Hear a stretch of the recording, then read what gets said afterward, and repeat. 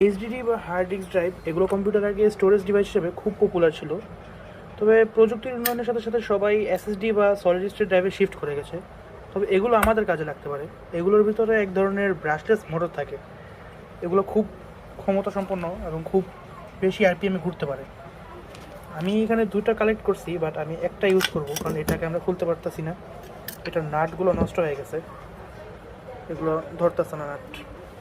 আমি এটা ইউজ করবো। এখন আমি চাচ্ছি এই মোটরে, এখানে দেখেন 3টা কানেক্টর আছে, যেগুলো আমরা সাধারণত বিএলডিসি মোটরে থাকে যেরকম, ওরকম 3টা কানেক্টর।